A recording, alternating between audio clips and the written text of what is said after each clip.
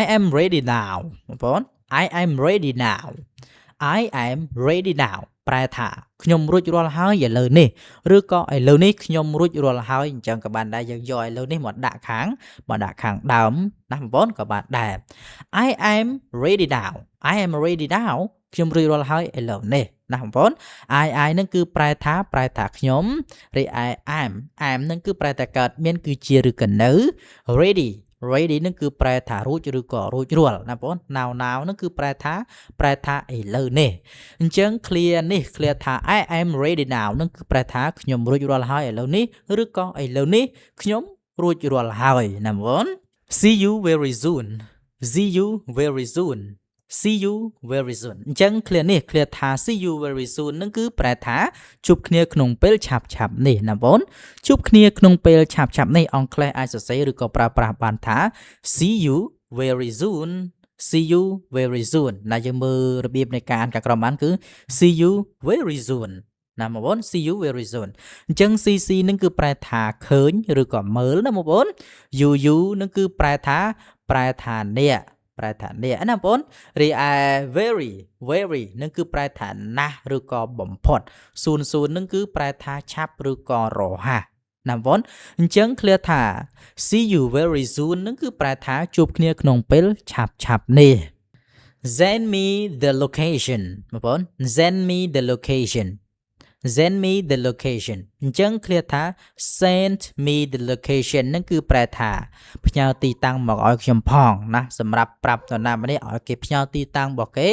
ឲ្យយើងដឹងថាគេនៅទីណានៅទីណីយើងស្រួលរកណាបងប្អូនអញ្ចឹងអង់គ្លេសអាចប្រើប្រាស់ឬក៏និយាយបានថា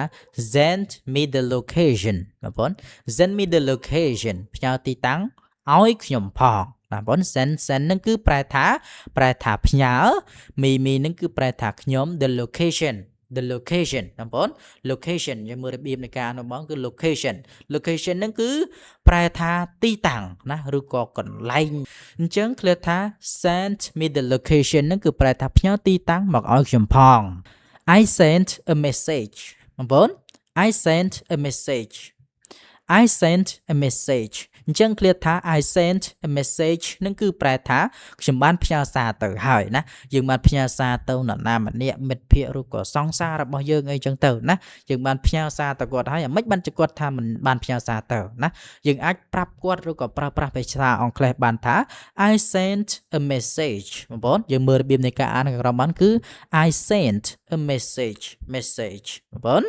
ខ្ញុំបានផ្ញើសារទៅហើយណា I នឹងគឺប្រែថាខ្ញុំ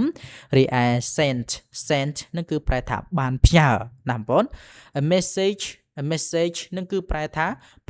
សារហ្នឹងឯងសារដែលយើងចុចផ្ញើទៅតាមទូរស័ព្ទឬក៏ប្រព័ន្ធបណ្ដាញសង្គមអញ្ចឹងណាបងប្អូនអញ្ចឹងក៏អាចប្រើប្រាស់វាបានដែរអញ្ចឹង clear ថាខ្ញុំបានផ្ញើសារទៅហើយនឹងគឺអង់គ្លេសអាចប្រើប្រាស់ឬក៏សរសេរបានថា I sent a message Do you play sports បងប្អូនDo you play sports ណាប្រែថាអ្នកលេងកីឡាដែរឬទេ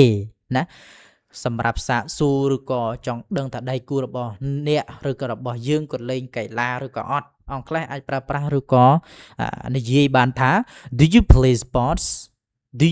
sports ណាតើអ្នកលេងកីឡាដែរឬទេជាមើលរបៀបនៃការអានខាងក្រោមបានគឺ Do you play sports បងប្អូន do ធម្មតាយើងប្រែថាធ្វើរីឯ you នឹងគឺប្រែថាអ្នក play នឹងគឺប្រែថាលេងណាបងប្អូនប្រែថាលេង sports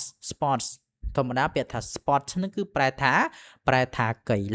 ឡាទូទៅហ្នឹងបងប្អូនអញ្ចឹង clear នេះ clear ថា Do you play sports នឹងគឺប្រែថាតើអ្នកលេងកីឡាដែរឬទេ